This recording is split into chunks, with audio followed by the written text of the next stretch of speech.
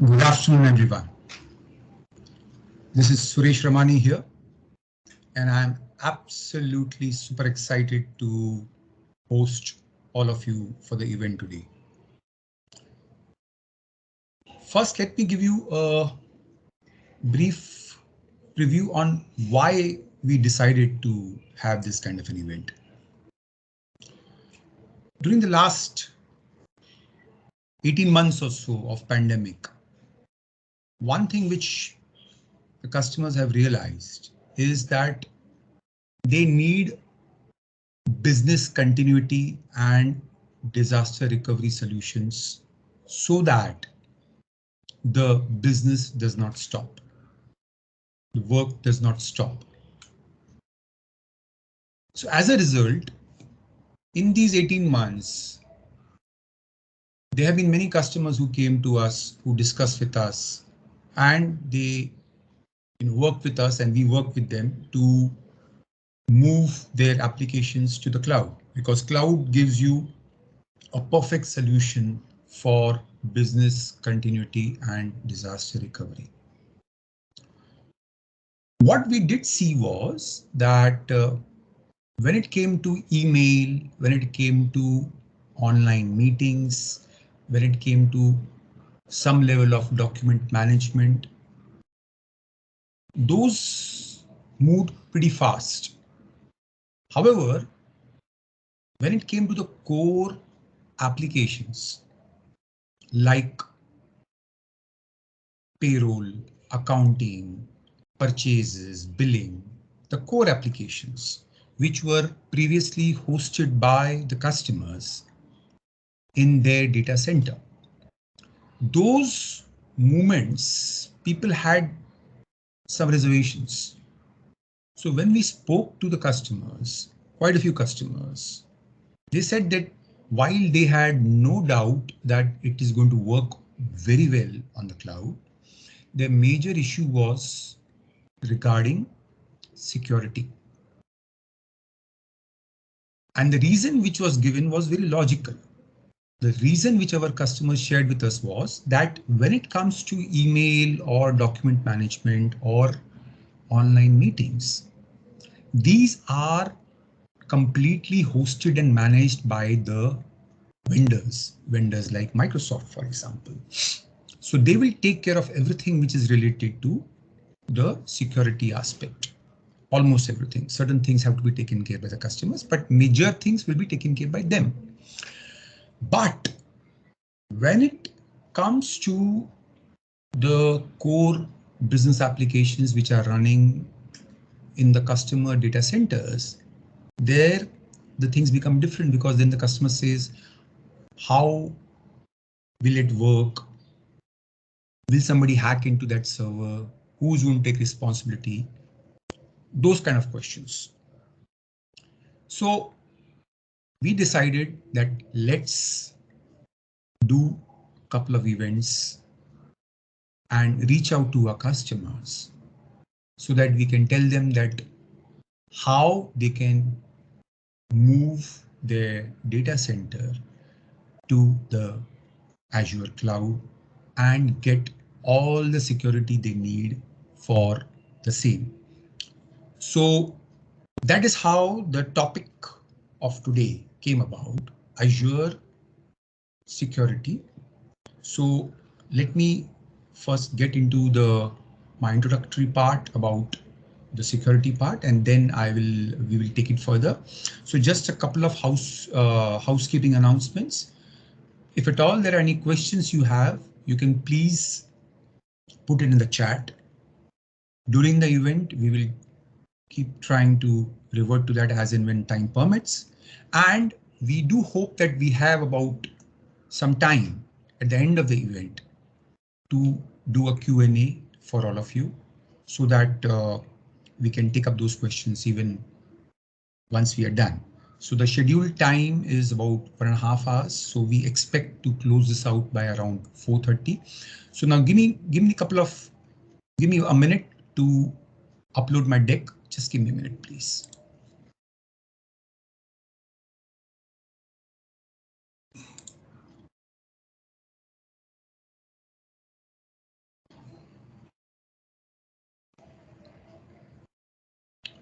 Okay, so let me get started off with this. First, a very quick overview about TechGyan. Our original mission statement was to improve the productivity of teams and individuals. Most of our old customers know us as a productivity partner, a company which offers high quality productivity solutions to the customers. However, a couple of years back, we realized that with the increased security incidents happening, and a lot of these incidents involve small and mid-sized customers, which is where we offer our solutions. Small and mid-sized customers below 500 users is what we primarily work with. That's when we modified our mission statement and said that we will now be obsessed with offering productivity and security to teams and individuals. So that became our North Star, that became our Dhruv Tara, that became a direction in which all our actions will proceed. So while we are delivering solutions around productivity and security, that's where the pandemic came in. About 1.5 years back, sometime in March. And we realized that the small and mid-sized customers were the maximum who were affected because they didn't have the right kind of tools and technologies and people because of the resource crunch and various other things. Other reason was that the expertise was missing. When I say expertise was missing, I don't mean that TechGyan is the only expert around. No, there are a lot of companies who have the expertise, but they were either taking care of the export market because that's where they get paid better, or they were delivering solutions to the enterprise customers, large customers, because that's where the volumes are large.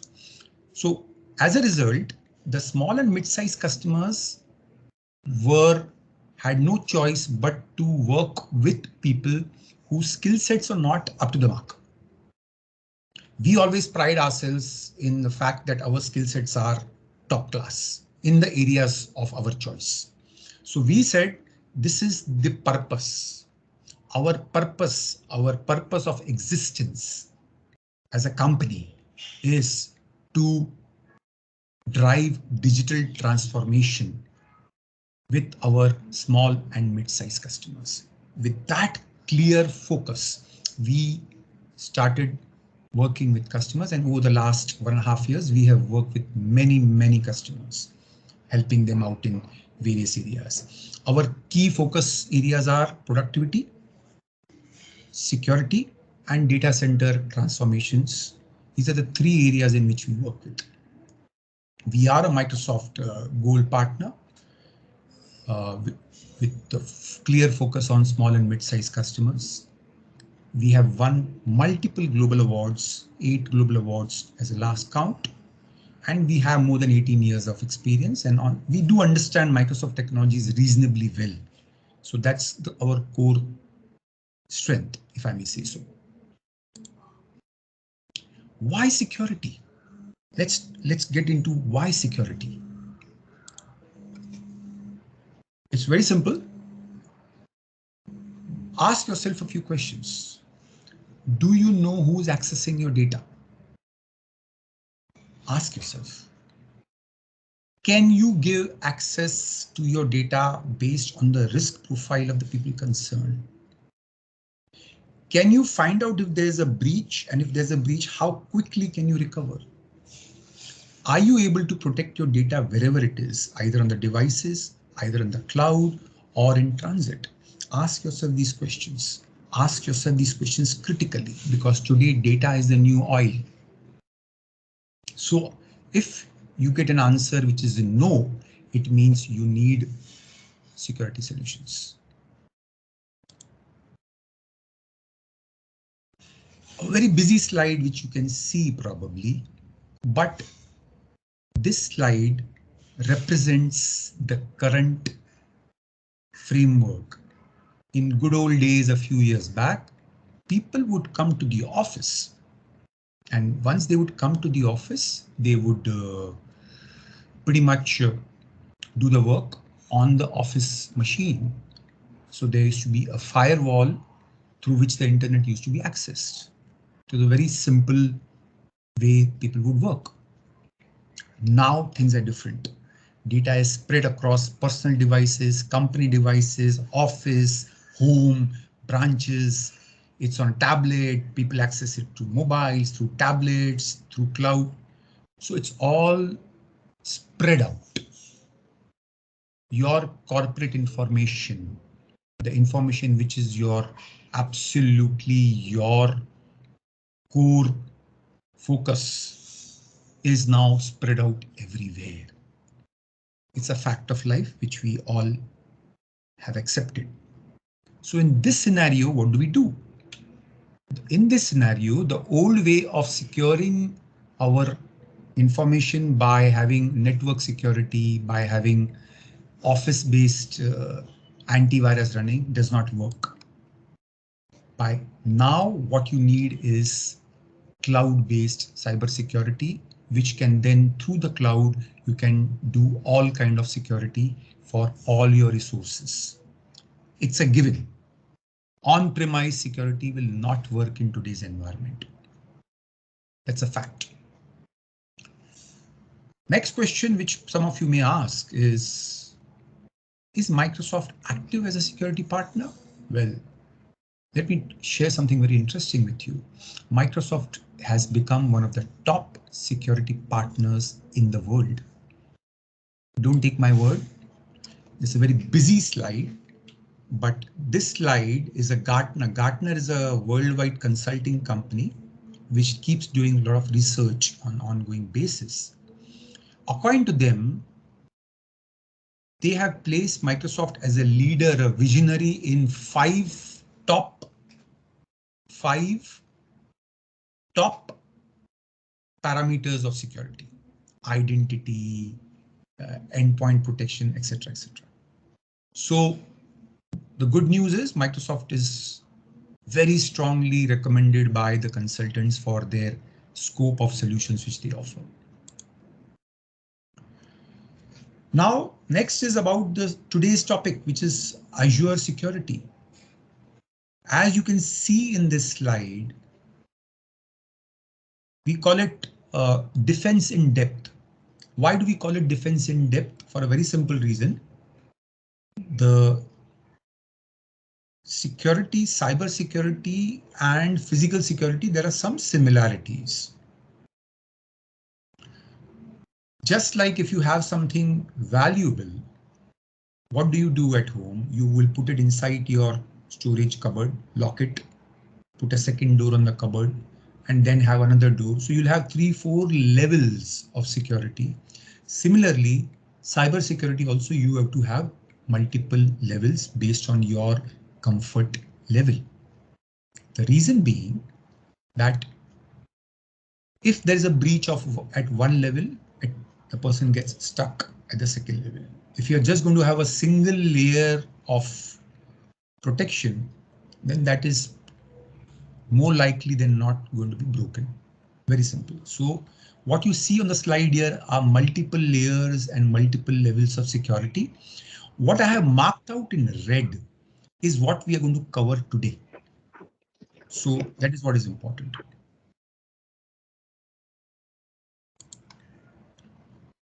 Coming to the secure IT solution of TechGyan. What is secure IT? It's a security and compliance solution from TechGyan, which is delivered by a combination of one-time professional services or ongoing security managed services for companies with less than 500 users. Very simple. 3 core solutions. For productivity, we have Teamwork 365. For security, we have got Secure IT 365. And for data center transformation, we've got Data Center 365. Every solution has got a fixed scope of work. So you are very, very clear what is going to come to you, at what cost and how much approximately time it's going to take.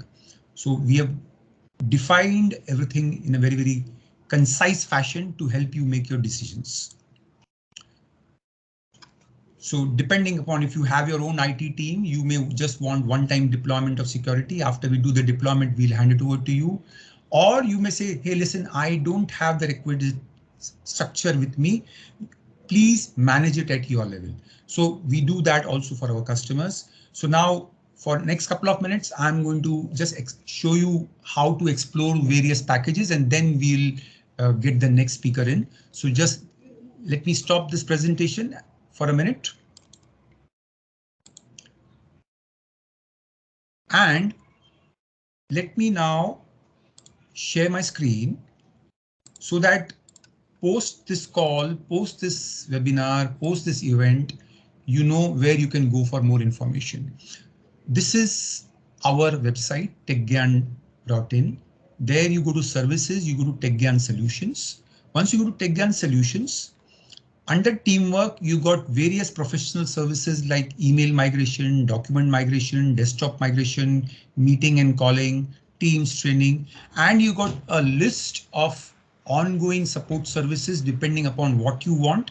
The reason being, we are aware that every customer has got a different requirement and every customer is at a different stage of digital transformation. So you may pick and choose what you want as per your convenience. So we have broken it, and we are very proud of the fact that we have done this because it's very difficult to package services like this. But we have done that, and it becomes easy for our customers to understand what they need and go. Secure IT, what we have done is we have divided into mainly 3 buckets. Identity and access is the main bucket. Second is information protection, which is protecting your information. Third is threat protection. So there are 3 main areas of security, and in adoption services on an ongoing basis, we will use Security 365 for security pack. This is meant for customers having Office 365, Microsoft 365 services at a small nominal subscription. We will be able to manage their complete security. Then you got security packs, which is what is going to be covered today by my co-speaker and a friend from Microsoft. So these are covered in these 2. Finally, we've got data center transformation, where you got cloud backup. Desktop backup is doing fantastically well. Customers find it extremely flexible to have their desktops on the cloud. Tally for smaller customers on the cloud. Disaster recovery, SAP or ERP on Azure. Then you've got things like mails and document backup, Azure managed services. So what I would recommend is you can go to this website and go to TechGyan Solutions, and please go through these. Everything has got a link with a scope of work defined. That will give you a fairly clear idea as to what it is, what it can do for you, and what is relevant to you. And then you can talk to us, and we have made it very simple for our small and mid-sized customers so that we have sucked out the complexity from it so that you get great value from the whole solution. Having said that, I would now call up my friend Amit Anand, who is a technology specialist from Microsoft, who will take you over the next 50 odd minutes on the journey of certain security solutions available in Azure, which we hope will give you a much better idea about what is possible and how you can protect yourself. Amit, over to you. Thank you, Suresh. So hello, everyone. Let me quickly share my screen, and then I will be able to discuss on today's topic in much better way. So my name is Amit Anand, and I am a cloud solution architect with Microsoft. And today I will talk about Azure security. And then when we talk about Azure security, I will take you to a specific portal where we can get lots of information in terms of how secure is our environment is and how we can make it more secure. Now, in continuation to what Suresh sir said, I'll just quickly talk about this. So as we know that everything has changed now, the way we have started working differently, even attackers also started working differently. Earlier, like when we talk about 6-7 years back, we never thought of attacks like distributed denial of service attacks or focused attacks. But now it has been become reality. We see lots and lots of attacks. We see lots of tools that is being used to find them, which is very complex. And then there are lots and lots of noise, and which makes it very difficult to understand whether a particular alert that we receive, whether it is a genuine security incident or not. It is very difficult. So the time has changed a lot, and this is where Azure and Microsoft comes into picture. So you can see that Microsoft is a security vendor, and Azure is the cloud platform that is from security vendor. So whatever component that you're using in Azure, security is there in that particular component. Whether you talk about virtual machines, whether you talk about network, whether you talk about storage, anything, you will find security there. And you can see how big it is when I'm talking about Microsoft. You can see that Microsoft takes in over 8 trillion signals every 24 hours. And you can imagine. Now, in order to understand whether there is a security incident or not, any vendor needs to have lots and lots of data that it can analyze and then find out various security issues, various security incidents. And you can imagine the kind of data that Microsoft takes in to analyze every day. So which makes it a completely different security vendor in the entire world. OK, so when we talk about Azure security, when we're using Azure components, definitely security is into place. And when we talk about Azure security, you can see three important things. One, it is built in every components. It is modern. So we have the backend machine learning and artificial intelligence, which is trained on trillions of signals, and it can reduce lots and lots of false positives. OK, it has automation also in place. It is holistic also. What you see is the unified visibility, centrally managed. Whether you are using Azure components, whether you are using Microsoft 365 components, you get a like multi-cloud posture management threat protection with XDR, which is extended detection response. OK, so this is the result. What you get here is it is secure by design, whatever component that is there. It is in cloud, so we get faster development cycle. What you get is the centralized visibility and control. So everything you can see at one place. And what you get is a better context, which is informed by threat intelligence, filtered by artificial intelligence. And on top of that, what you get is an automation also, depending on how you are doing it. OK, so what you are getting, you are not just only getting security, but also efficiency, that when you are using Azure security. So this is slide that Suresh sir has already covered, so I'll just pass it on. But yes, the idea is to help you understand that Azure security is there in every aspect, whether you talk about identity and access management, security management, threat protection, application security, data security, network security, everywhere it is. And when we talk about products, you can see there are various products that cater to this.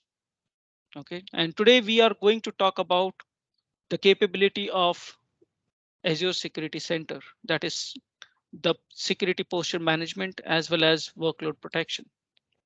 OK, so the agenda is very simple. We are going to talk about Azure Security Center and Azure Defender. In fact, if you see, like, I just kept it as Azure Security Center just to have a good connect, but otherwise it has been renamed to Azure Defender. So what we have is Azure Defender Free and Azure Defender Standard. OK, so let's quickly understand what this Azure Security Center is and how it can actually help you understand where your organization is in terms of security when we are using Azure components. OK, so you can see that these are some of the challenges that is out there: rapidly changing workloads and insecure configurations. OK, I can give you an example. In fact, I will try to show you in the demo as well. I was having a machine I just created and I started using it. I forgot to actually to configure the network security, the security around the network access. And the result what I got was they were like brute force attack on my virtual machine from a different country. Luckily, the password that I used to actually connect to that particular machine was complex and the attacker could not crack the password. Otherwise, just imagine if the password was relatively simpler, the attacker would have cracked the password and would have used that particular machine, would have taken out the necessary information and could have also used as a launchpad for a different attacks as well.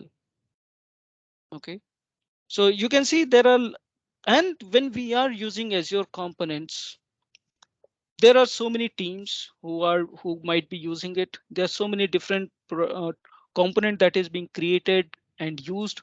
So it is very difficult to know whether every configuration is done correctly and perfectly or not. It is very difficult. So there are lots of challenges that are associated. And we are going to talk about how we can take care about these kind of attacks. And this is the way we have the kill chain model for on-premises environment and at the end user side. We also have a cloud kill chain model, which happens through various uh, like misconfigurations, like there could be insecurely configured applications, vulnerabilities, infected administrators, which actually lead to access to various resources. Okay, and then it leads to data loss and data exfiltration. And we are going to take care about these things. Okay, so when we talk about this Azure Security Center, there are two aspects of Azure Security Center. One is to understand and then strengthen the cloud security posture. If there is any misconfiguration that we have done, it will help us understand it. It will help us rectify it. Okay, and it will also let us know if we are compliant with respect to the regulatory compliances or not, with respect to certain policies or not, certain initiatives or not. This is one aspect. And the second aspect is the protection. So we can protect various servers, we can protect various cloud native workloads, we can protect databases and storage, we can protect Azure service layers, we can protect IoT devices as well. So two aspects. So first, let's only talk about the first one. Now, when we are using this Azure Security Center and assuming that we have enabled it, what it gives us is a unified view of all the cloud resources, whether the resources are there in Azure, or it is there in on-premises, or it is there in other clouds. So we can get a unified user experience, unified view. Okay, and then it gives you a focused view on in terms of security posture, how secure our environment is. And you can see everything is crystal clear. It talks about secure score. I'll talk about what secure score is. Talks about compliance, how we are how our infrastructure environment is compliant against various uh, this regulatory compliance. Okay, inventory, very clear view. This is the main security dashboard. Okay, now what secure score is all about? Let's say if we have a resource and we have configured everything which makes it more secure. Okay, that then we can say that okay, it is the configuration is perfect. But if we are missing on certain parameters, certain configuration, we say that okay, that particular resource is not up to the mark in terms of security. So what Microsoft has done, Microsoft has given numbers. Okay, Microsoft has given numbers in terms of the various configuration that is needed to make a particular resource as resource secure. If we are missing out onto certain security configurations, it will lower down the number. And if we achieve that particular security configuration, then the score will increase. The higher the score, we are, it will help us understand, okay, we are more compliant, we are more secure. Okay, so, and at any given point of time, it is something like we should work towards increasing the secure score so that our infrastructure is more secure. So it actually quantifies in terms of various configurations, and then it helps us configure those misconfigurations. Okay. And then we have something called compliance management and assessment. You can see that it can monitor uh, our infrastructure with respect to various security initiatives, which is nothing but the a collection of Azure policy definitions. And it will tell us whether our infrastructure is compliant with respect to those security initiatives or not. Okay. So this Azure security benchmark is the default one. And we, if needed, we can incorporate other regulatory compliance as well. And then we can benchmark our infrastructure against those compliance policies. Okay. And then there is something called inventory. It gives us the view of all monitored resources. And it can tell us if there is any recommendation against any particular resource or not, whether the resource is healthy or not, whether the resource is monitored or not. You can get that. And not just the monitoring, certain aspects can also be automated in terms of fixes. Okay. For example, if a particular virtual machine in Azure needs an agent to be deployed, we can automate it. Okay. We can apply quick fixes. Okay. So there are lots of automation that also comes into picture that can actually help us do our job in much better way, invest our time in something more important. Okay. And then now let's talk about the second part, that is threat protection. So earlier what we saw was this cloud security posture management to understand what is the security posture of our environment, wherein it gives us the recommendation, it gives us the secure score, it gives us the assessment, okay, policies. And now we can see how we can actually protect. And this is where we are going to talk about the second option, that is protecting it with Azure Defender. Okay. So when you see a holistic picture, what we see here is that there is a Microsoft 365 Defender, which is available for an email, endpoint, identity, and applications. And similarly, we have Azure Defender. And together, everything is called XDR, Microsoft Defender XDR, which is Extended Detection Response. And today we are going to talk about this Azure Defender in this threat protection. And this can be integrated with SIEM, and also like it is multi-cloud support is there. There are third-party and partners integrations are also there. So we will talk now about the threat protection. So when we talk about threat protection, you see that when it comes to Azure, there are lots of components of Azure. Okay. And when we enable this threat protection, definitely it's not free, it is chargeable. But when we enable this threat protection, we can protect these workloads, whether you talk about servers, whether you talk about app services, SQL, storage, okay, IoT devices, files, everything. And when we talk about the Azure service layer, we can also protect various service layer components like network, Key Vault, Azure management, DNS, lots of things. Okay, so this is what the Azure Defender, once we enable it, will show us. You can see that how many devices, virtual machines, okay, app services, SQL services, key vaults that are being protected, SQL servers. Okay, we can do advanced protection also that is out there if it is required. And then it can, depending on the configuration, misconfiguration, it can actually provide us the necessary security alert, which we can actually look into and then remediate that particular issue. Okay. Now, when it comes to servers, definitely when we are on Azure, assuming that most of the time we definitely use servers, Azure servers.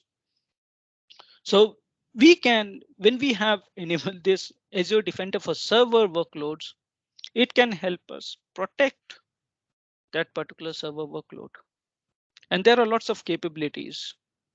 Okay, like we can use just-in-time VM to control access, okay, to that particular virtual machine. If we need access for that particular point of time, the network will be allowed and then it will be disabled. Okay, we can limit open ports also with adaptive network hardening. It can find out what are the different open ports are there, and then it can recommend limiting those open ports. Okay, it can block malware with adaptive application controls. So if we know that, okay, a certain virtual machine only runs a certain type of application, certain set of application, it can help us make that particular, it can help us harden that particular server so that only those trusted applications are allowed to run.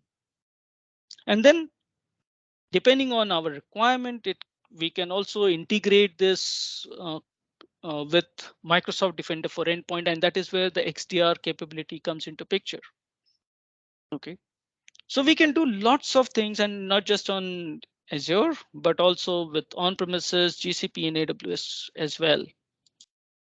Okay, we can turn on built-in vulnerability assessment also for virtual machines. Yes, we need to install a different agent, which is Qualys agent, but it can give us the vulnerabilities that are associated with the operating system as well as the applications for Linux and Windows virtual machines.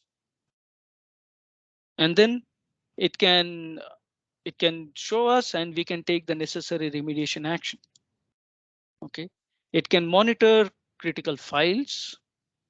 So you can see that on Windows machines, like it can monitor Windows registry, Windows files, okay, file content and other things, Windows services. And it can inform you if there is any suspicious activity with respect to these critical components.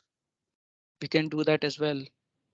And when it comes to other components, other Azure components monitoring, it can monitor your SQL, Azure Defender for SQL. It can monitor the SQL database, SQL managed instances, SQL Server and Azure VMs. Okay, it can monitor. Wherein when it says monitor, it detects any if there is any harmful or unusual attempts to breach the SQL servers. Okay, it can do vulnerability assessment to discover and remediate any security misconfiguration that is out there in SQL servers. It can do, not apart from the servers, it has protection capability for SQL. And similarly, it has protection capability for storage. Okay, so it can protect if there is any wrongdoing, if there is any suspicious activity, it can raise an alert, and then we can remediate that particular issue.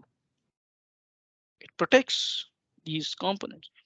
Let's say if someone uploads some malware into this particular the storage, it can help us and find that and then take the necessary action. Okay, it is there for ACR, Azure Container Registries. It is there for Kubernetes. Okay, so it can help us protect the Kubernetes ACR, wherein it can detect the threats at the runtime. Also, it has advanced admission control and policy management. Okay. It has all these capabilities.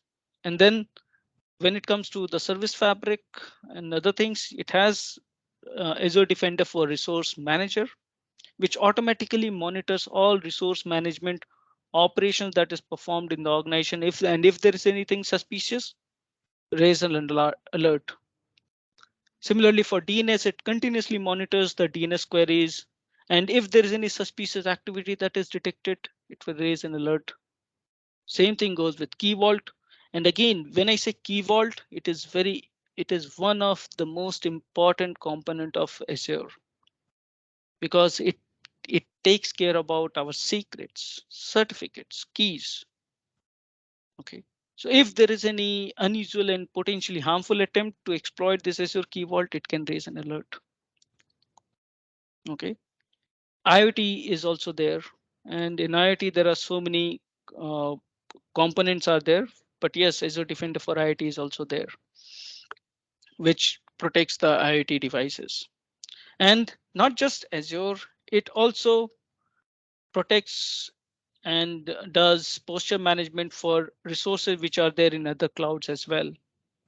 Okay, we can use this capability called Azure Arc, and we can do posture management and workload protection, threat protection for resources which are then in other places. But yes, when it comes to this posture management, one thing that I talk about here is when we are not using Azure Defender on, we are only getting two important things. One is assessment recommendations as well as secure score. And it is only for Azure workloads. If you want to do this assessment recommendations and secure score for resources in other clouds, we still need to use the standard one. This is only for Azure workloads. Okay. And when we are using the standard tier, which is like which costs separately, it gives you all other necessary capabilities like just-in-time VM access, adaptive application control, network hardening, regulatory compliance dashboards and reports. Okay. Threat protection for Azure VMs and non-Azure servers. So this regulatory compliance dashboards and reports, yes, it is not available here. It is only the basic what we call about this Azure Security Benchmark one. That is what you will get it here, not the other regulatory compliance one. It is available with standard tier. And then it has threat protection for supported PaaS services also that we saw. Okay. So before we move on to the demo, let me quickly check if there is any questions. Just give me a minute. Okay, I guess there are no questions here. So let me quickly share my screen with you guys. So this is where the security center starts. What we are going to do, let me quickly go back, portal.azure.com. We'll log in. And here we'll just search for security center. In my case, it is just here. We'll just go to the security center. Okay. And you can see it is exactly how I showed you in the screenshot, wherein we can see the secure score. We can see the regulatory compliance, how our resources are doing with respect to certain regulatory compliance. Okay. In terms of, since I'm using the standard one, I'm also getting information with respect to Azure Defender. How many alerts are there? Okay. Very recently, this firewall manager also got integrated with Azure Security Center, but I'll just not talk about it at this point of time. I'll just keep it more simple, sticking to the agenda. Now, when it comes to the secure score, we will come here and you can see that it gives us the capability on how much we need to configure in order to be more secure. So if I just go to a subscription here, you can see that there is a secure score which is only at 54%. And it talks about how we can increase the secure score. How many resources which are unhealthy? Okay. What are the controls that are completed? How many recommendations that are completed? It gives us a detailed information. Let's take, for example, in my case, like Azure MFA is enabled, and that is the reason you can see that it is green and I'm getting the score of 10 here. If MFA is not enabled on certain accounts, we would get as a recommendation and potentially score increase if we remediate that. Okay. To understand this, let's go into this particular example. Okay. So it says that a vulnerability assessment solutions should be enabled on your virtual machines. 7 out of 7 virtual machines and servers, it is not enabled. And that is the reason it says that, okay, if we enable this, my security will increase and my secure score will increase by around 6 points, which is around 12%. And it has found it and it has given us the recommendation based on the findings. So I can just click on that. I can see which machines, which resources are affected. What is the recommendation? You can see that install the extension to enable vulnerability assessment solution on your virtual machines. And how I can do that? I can just select it and fix it. I can do just like that, or I can trigger a logic application for automation, or I could have created that automation with respect to the recommendations directly. I could have done that as well. It is that simple. And when I say fix, when I click on fix, what it will do, you can see that this is the quick fix logic that it will do. Okay, if I click on this quick fix logic, this is what it is going to do. It is going to actually deploy a, this particular agent extension. You can see that. Okay, so and once we click on fix, it will fix that. Deploy AC integrated vulnerability scanner powered by Qualys that is included with Azure Defender for servers. I can just click on this and proceed it. Selected virtual machine, fix one resource. It is that easy. Okay, so you can see that, and just imagine, since I was not doing vulnerability assessment, I cannot know what are the different vulnerabilities that is associated with that particular server internally and with respect to the application that is installed on that particular server. I will not be able to know. And definitely it is going to increase my secure score. It is going to increase security associated with my component. Similarly, you can see that it has found that for some of the machines, security system updates. Okay, system updates, it's already done, which is being monitored. But it says that log analytics agent should be installed on your virtual machine. An agent needs to be installed. If we do not install, definitely we are not able to get lots of information from that particular virtual machine. And why I'm not going to do this, because these machines are kind of little bit older and I'm not using it at this point of time. And what it says, let me quickly see. Guys, please let me know if the view is good enough.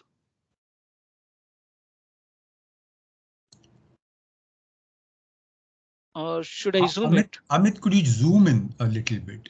Okay, let me just make it 110. Is it better? Yeah, better, just slightly more if it will be great. Okay. Great. So you can see that this is what it helps us understand what it does. Okay. So it collects data from the virtual machine to monitor for security vulnerabilities and threats.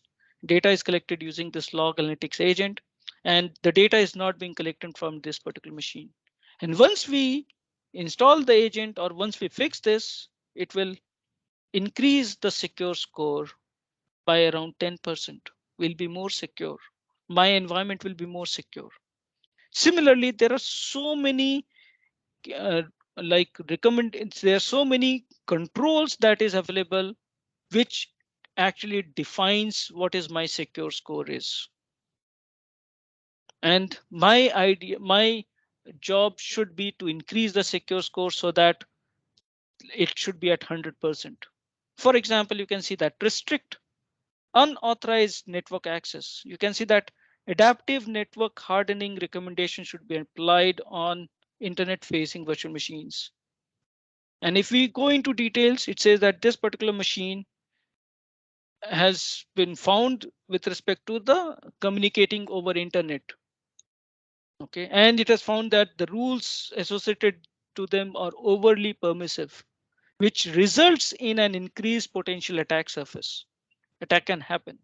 So we should actually do network hardening. We should fix that.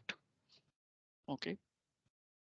And not only this, there are so many recommendations that are available here, which can increase my, if I follow all these, it will increase my secure score and make it at 100%, which wherein I can say that, okay, my environment is more secure. Okay. So this is what this secure score is all about. And then we have recommendations. We can see that recommendations right here. We can see that like enable MFA, current score. You can see that 2 of the 18 resources. What I'm going to do, if I just expand it, you can see that MFA should be enabled on accounts with owner permission on your subscription. So in my case, I'm having multiple subscription, and that you can see that 2 of the 3 subscriptions are unhealthy. And that is why this recommendation is there. Okay, you can see a very detailed information. Enable auditing and login, enable endpoint protection, protect applications against DDoS attack, or apply adaptive application control. You can see that. And it very clearly says that, okay, it has found these group of devices, like in this group, there are 5 machines, and it has found that these devices actually use a set of applications. And if we restrict these servers to only execute those set of applications, we are reducing the attack surface, and you can see that. And we can select that, and then we can configure the application control rules as well. Okay. So there are lots of recommendations that are there. These recommendations are from Secure Score, and you can see that this is how it is going to increase the secure score.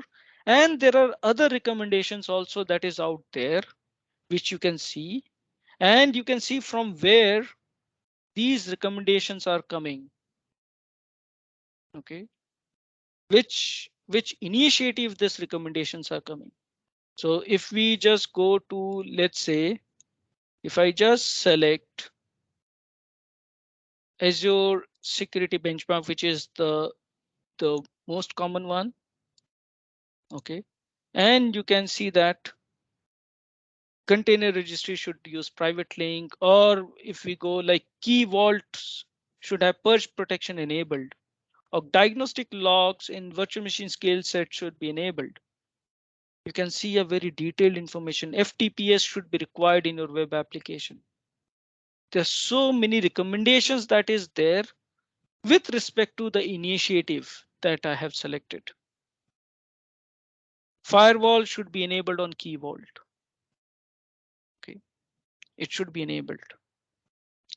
There are so many. Virtual machines should encrypt temp disk, cache, and data flows between compute and storage resources. If we click on that, it will give us a very detailed information, what it is and what are the remediation step that is there. You can see that it is a manual remediation. We need to follow these instructions here.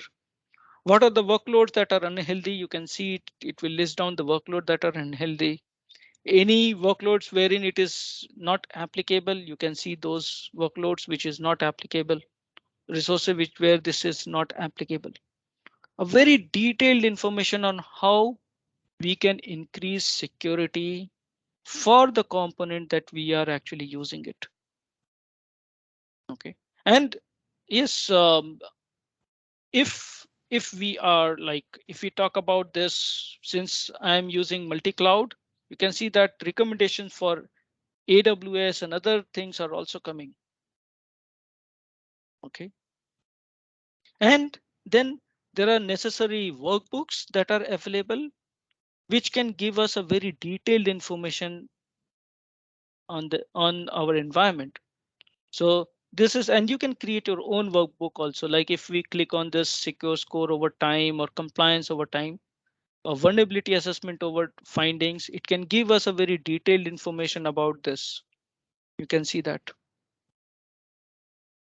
unhealthy machines, unhealthy container registries, unhealthy SQL resources by type, distinct vulnerabilities by severity, distinct vulnerabilities, you can see that distinct SQL vulnerabilities by severity, a very detailed information that it is going to give us from this is the overview page. At the machine level, we can see that at the container or at the SQL level, we can see that a very detailed information we can see that. OK, now I also talked about like the compliance and the the policies. So this is something what we can see here. If I go to the security policy, you can see that there are this particular subscription has the the policy assigned, that is the Azure this one security benchmark ASC. OK, ASC default Azure security benchmark policy is assigned. And here you can see that there are so many like since I'm using the standard one, I can actually use various other standards. I can add those initiatives also. You can see that here it is enabled. This one I can enable it here. And my environment will be monitored with respect to these regulatory compliance standards as well. And we can find that information. And if we need, we can create our own custom initiative. OK, so I can do that. So what it means, let me quickly try to give you a little bit detailed information. Let me quickly show you that particular policy here. Let me zoom it. So I'm in a different tenant now. So just to show you these policies, you can see that this is the Azure security benchmark policy that is out there, which is an initiative which is available.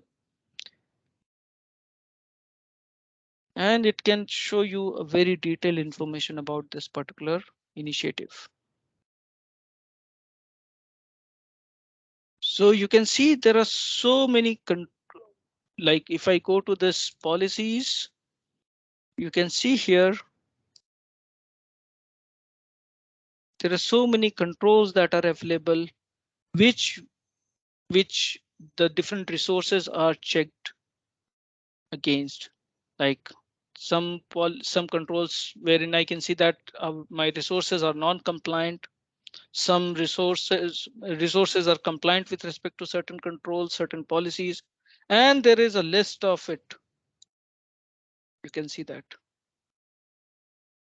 there's so many things that is actually checked with respect to the Azure this one components. Similarly, you can see that there is a CIS benchmark policies. I can just click on this Microsoft Azure Foundations. You can see that there's so many controls that are available, and whether my resources are compliant with respect to those controls or not, I can see that very detailed information. OK, so now the question comes is if how I can actually go ahead and enable it. We already saw how we can actually enable those policies, the necessary policies here, just like this. We can enable, and then our the recommendations with respect to those policies will start flowing in, and we can see that. And then you here also you can see the how we are compliant with respect to various compliance regulatory standards. You can see that information. With respect to Azure security benchmark, we can see like network security. You can see that implement security for internal traffic. But these are the control details, a very detailed information that it is showing. OK, how many resources are failed resources with respect to that particular initiative. And we can see a very detailed information out there. OK, whether we talk about Azure security benchmark or whether we talk about ISO 27001. OK, we can onboard the new one, but yes, it is there. OK, you can see a very detailed information here. You can see that. with respect to the regulatory compliance standards, how our infrastructure is configured or misconfigured, and against these regulatory compliance standards, we can see that. Okay. Now, how we can enable, since the regulatory compliance, or when we talk about various alerts that is coming up, you can see that the alerts are also coming up here. There are so many alerts that is out there. You can see that how these are coming because I am actually using this standard one, and that is where you can see that if I go to this pricing and settings, this is the standard one that is being enabled, and that is how the my resources are being monitored. You can see that. Okay. You can choose to monitor. You can create exceptions also if you only want to apply the policies. So where you saw that when we applied that particular policy here, security policy, it was enabled for the entire subscription. We can choose to modify it if we want to, like exclude some components. I can exclude some components also. Like if I'm doing any testing and I want to exclude any resource group, I can do that as well. Okay, so this is something out there. When we talk about this pricing and settings, we see that what are the components that are being monitored, and then we can exclude certain components as well. We can do auto provisioning. We can do lots of things here. And where it helps is it will start monitoring, and then it can give us the necessary security alerts if there is any issue. And you can see there are so many alerts that are coming, like suspicious process executed. Okay, malicious credential theft tool execution detected. So just to give you a little bit a better understanding here, what I'll do, I'll just go here and go to the security alert in the different tenant, wherein I can give you a very detailed information. You can see that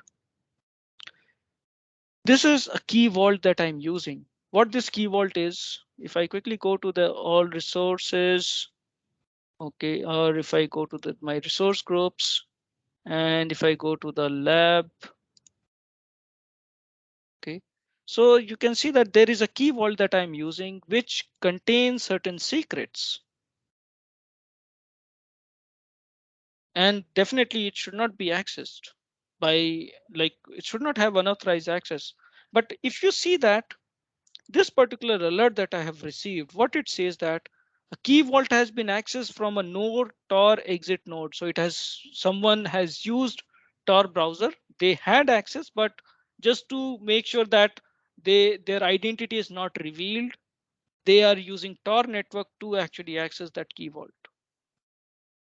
And if I click on this view full details, I can see that a very detailed information from where it has been accessed, what are the Azure resources, the count, a very detailed information that this particular alert gives us. And definitely when this key vault is very important, we need to take the necessary action. And what are the actions? You can see a very detailed what we should do. Okay, and how we can prevent future attacks. You can see there are top 3 active security recommendations that are already there. Like firewall should be enabled in key vault, or key vaults should have purge protection enabled.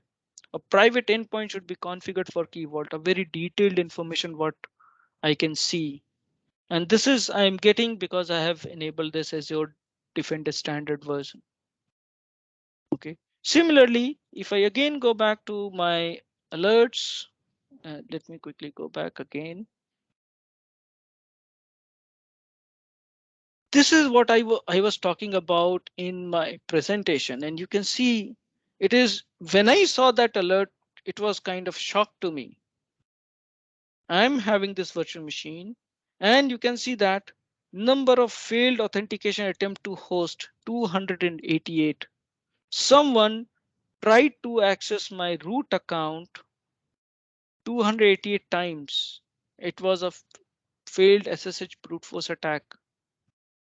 And when you see the entities, you can see that this is the source IP from where the attack carried out. and you can see that it translates to China. You can see on this particular host, try to access root. And when we go to this take action, you can see that these are certain recommendation that is available, which can help us prevent future attacks. Guest configuration extension should be enabled, Azure backup, only approved VM. And then you can see the view all three recommendations. Also, we can see that a very detailed recommendation with respect to that particular machine, like all network ports should be restricted on NSG, adaptive application control and other things should be there. A very detailed information on this particular virtual machine.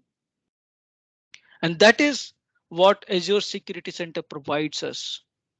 It helps us making our infrastructure, our environment more secure. Okay.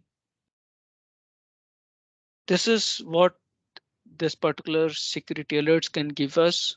And not only this, if we go to a little bit more, some more security alerts which can help build the context, you can see that there is a storage and there's a potential malware that has been uploaded to the storage account. You can see that where it comes at lateral movement of MITRE attack tactic, and I can see the full details. Okay, file hash, okay, IP, the malware, ICAR test file. You can see a very detailed information. So there are workloads. If we need it, we can just enable the necessary workloads here. If I go here, these are the workload that I can enable, and I can the monitoring will start happening for these workloads. Okay, and not only this, I can also enable email notifications. Okay, so notify about alerts with the following severity. I can do that, and then what I can do is I can also do automation. So you can see that there is one automation that I have actually created. What it says that if there is any recommendation that comes up with all severities, all states, then run this logic app. And what this logic app actually does, it actually stores that particular recommendation information into the storage. That's it. But it does it. This was just for the demo, but you can do lots of things when you are using this logic app. Okay. So wherein you can deploy lots of workflows, you can run lots of workflows based on this logic app automation. You can do that. So you can see how Azure Security Center can actually improve your security of your infrastructure in Azure, and not just in Azure. You can, depending on if your workloads are in other clouds, you can use you can monitor those workloads as well. Okay, you can do that.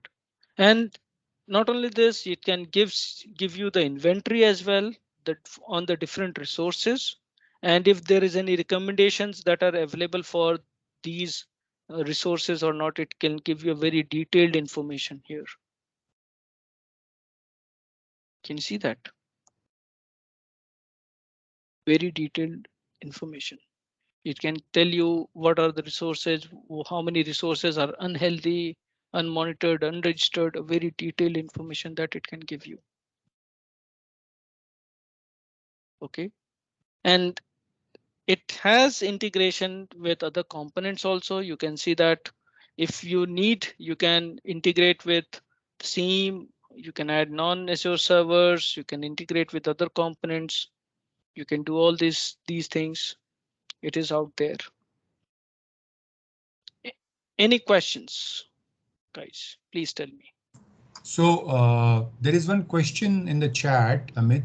Do we require any third-party tool for automation? No, not. I wouldn't take this question just like that, because Logic App is there. which can be like separately chargeable, but yes, you do not need any other component unless you want to integrate some external components and do some kind of automation with respect to that component. If we go to this particular logic app, you would see that there can be lots of components. If we go to this logic app designer, you can actually do lots of things. Like here in this case, if I just click on new step, you can do lots of things, okay, with respect to the operations. Okay, so if you go to the operations, so depending on that, you might require some other components or even third-party licenses or components, depending on what you want to do in that particular automation. If you want to open up a ticket, definitely, and there is a third-party component, definitely you would require it. Okay, so you can see there are so many things like get asset details using asset ID, which is in preview for Adobe Creative Cloud. It is one of the action that is out there. Okay, or convert Excel to PDF. So whatever thing that you want to do, it totally depends on that. Using this logic app only, you can see that in my case, it is just simple. When Azure Security Center recommendation is created or triggered, create blob. That's what I'm doing. For that, I do not need any external third-party component. But depending on what you need to do with respect to the operation as part of your automation requirement, then probably it might need some other components. You might require other components and licenses, associated licenses. So you can see that there are so many things that are associated that is available with respect to Logic App and what you can do. You can see that.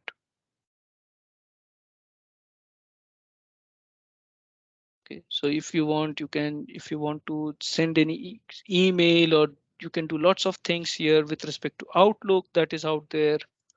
Okay, or you can, it totally depends on what is the requirement. Any other questions? Amit, not really. What we can do now is that I will just want to show few things, and then meanwhile we will unmute everyone so that if anybody has got a question, they could probably raise their hands and they can ask also in case they are more comfortable that way. So you have anything else to show, Amit, or can I? I mean. No, I can wind up here. I believe this is good enough, and I hope like you got a good understanding on why we should increase security and how we can increase security when using this Azure Security Center. Yes. So you want to share your screen? Yeah, I'll do that. Okay, I'll just stop presenting. Okay, thanks, Amit, for the session. Essentially, what we have seen is, to just kind of sum up, is that we have this Azure Security Center. It's available for every Azure portal.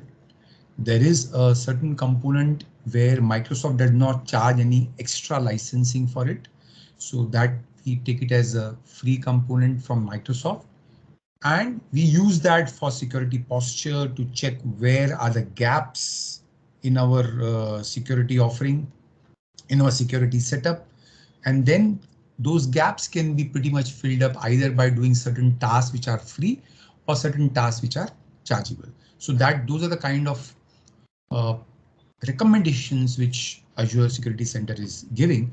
I wanted to just show you something, just give me a minute. Yeah. So here, I'm going to go into my monitoring single pane of glass, as I call it. And when I'm going into the customers, I'm getting a list of customers which are here, okay, whose Azure infrastructure we are monitoring. So if I go into it, now what is important for you to understand is that we are not using the global admin ID of the customer. You can see I'm using my ID, my Office 365 email ID, and I can manage, I can do whatever. Now, why is this important? Because it means that there is compliance. If there's any issue later on, it can be traced as to who did it and how. So here, you can see a lot of things. For example, we spoke of security. So if I go into security, I get 10 recommendations, some are high, some are low. So essentially everything I'm doing, whatever I'm doing here is being done using my ID, not the ID of the customer's login, which is very important from the compliance perspective. So that I can do all that. Plus, so this is a security center where there are a lot of recommendations which we just saw. Not only that, besides the Azure Security Center, then there are a lot of other securities like on email security, document security. We keep on monitoring it as a part of our managed service for our customers. It is telling us across how many devices need antivirus, how many active threats on the devices. At the user level, is there any issues involved? How many users have got, how many multi-factor authentication issues are involved?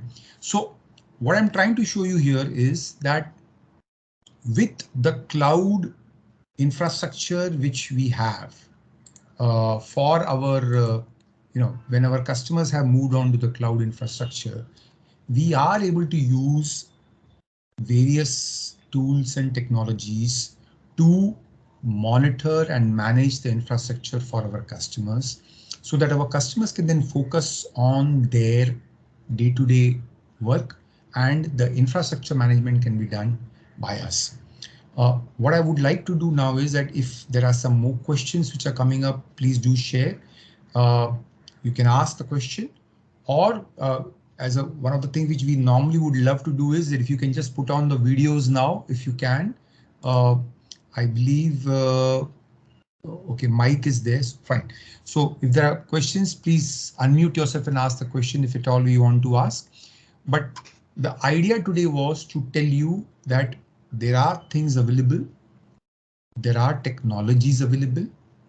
All this is available, which will help to give you a much more secure infrastructure.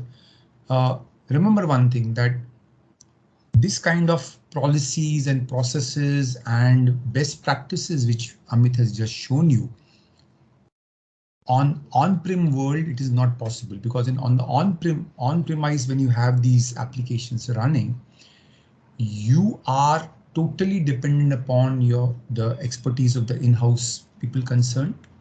But here, when you are moving to Azure, when you move your data center to Azure, you get recommendations which are the best practices followed all over the world, which is a main reason why cloud is such a important concept in digital transformation journey.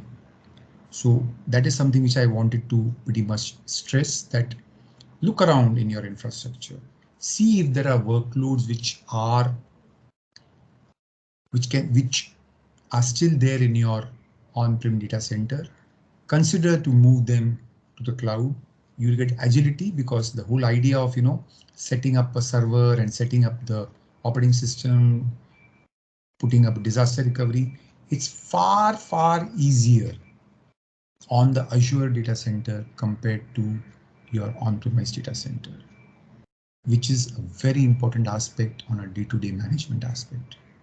And security center, as we showed in that one slide, is one important, very important part of the security services available from Azure. As we go further, we could also look at using a web application firewall, for example, because you have some very critical customer facing application. You could put a web application firewall in front of the application server on Azure, which will then protect a lot of things which security center does not protect, right? So like your on-premise security, cloud security also has got multiple layers. We can pick and choose.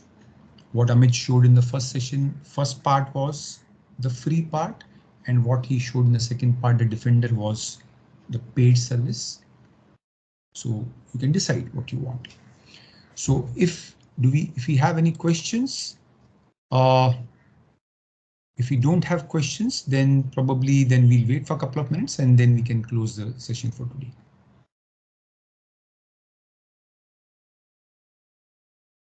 Amit, one question which was probably asked by someone was that what is the difference between Microsoft anti-malware and Azure Defender? See, Microsoft anti-malware is just the antivirus or anti-malware application or solution that sits on the endpoint. Okay. Azure Defender is the service that we get when we enable it, what we just saw in the portal. So their anti-malware is just a one component which gets installed or which is part of the operating system. We can say, like, if you talk about the older operating system, we used to install like System Center Endpoint Protection. Okay. Or the older version was having a different name, and with Windows Server 2016 or Windows 10, it is built in now. So it is just the antivirus or anti-malware solution that is there with the operating system. Okay. Azure Defender is a service. The way we talk about Microsoft 365 Defender or Microsoft Defender, Azure Defender is a service which has all those capabilities which we saw. Whether it talks about like protecting the PaaS solution, whether it talks about protecting the servers, Windows servers and Linux servers in various aspects, we saw those alerts coming up. So Azure Defender is a service which monitors and protects those workloads. Whereas anti-malware is specifically meant for your endpoint protection, wherein it is we can say that it is a component. Or yes, rather we should start saying that okay, it is a component of the operating system, or it is separately installable depending on the operating system, which actually takes care about the malwares and viruses. Okay. So Amit, there's one more question. Is it possible to include XDR tools such as FireEye and other CrowdStrike EDR as well? See, when it comes to this Azure Security Center, you can actually connect with SIEM solutions. And there is an article which talks about Azure Security Center can understand certain third-party anti-malware solutions.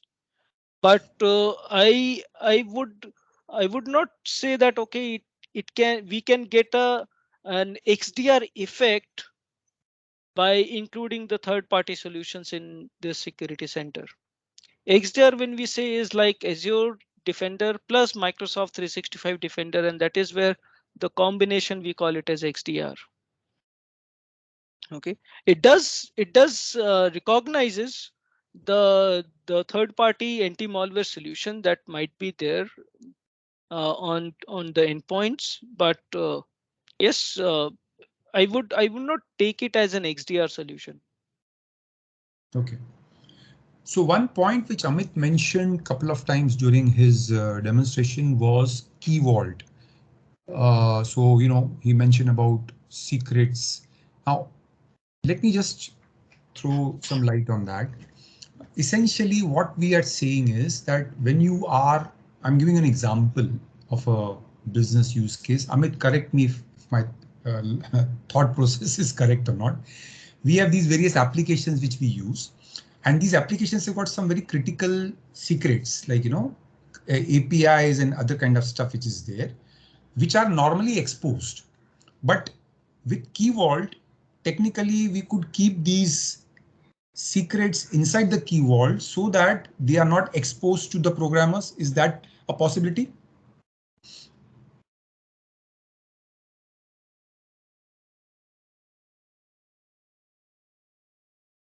Amit, you're on mute, I believe. You were asking me.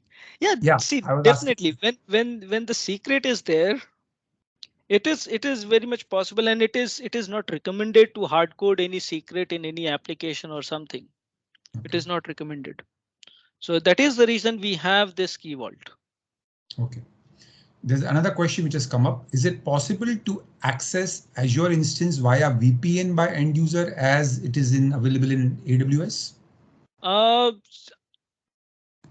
Exactly via VPN, I might need to check and then confirm. But yes, what we can do when it comes to the security controls in place while accessing Azure, what I can say, Azure portal, we can actually bring that under conditional access, Azure AD conditional access, so that the access to this Azure portal is protected with conditional access. There are so many controls that are available with conditional access, which can make sure that we have the genuine and correct access to the Azure portal using conditional access. And that is where this zero trust architecture, automatically zero trust approach comes into picture, which Microsoft is advocating. Azure AD conditional access is a big component, is the most important component when we talk about Microsoft zero trust approach. VPN one is something that I might need to check. Should be possible, but I'm not confirming at this point of time. I'll check and then get back. So essentially, if it is a question of so anyway, a follow-up question first. Can we bind the MAC ID of end user to access the instance? See, that is where I have come. What we can do instead of binding specifically MAC ID, what we can say that, okay, access it from a compliant device. Okay. So which is the device which is already there, managed by your Microsoft Endpoint Manager, and it is compliant as per your requirement. So we can actually enforce this conditional access control such that the access is proper.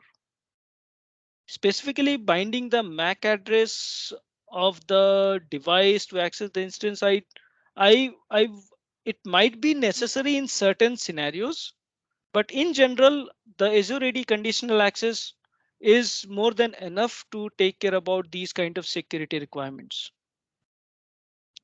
It may not be there, the MAC address binding directly, but we do have the necessary control to provide the secure access to Azure portal using conditional access.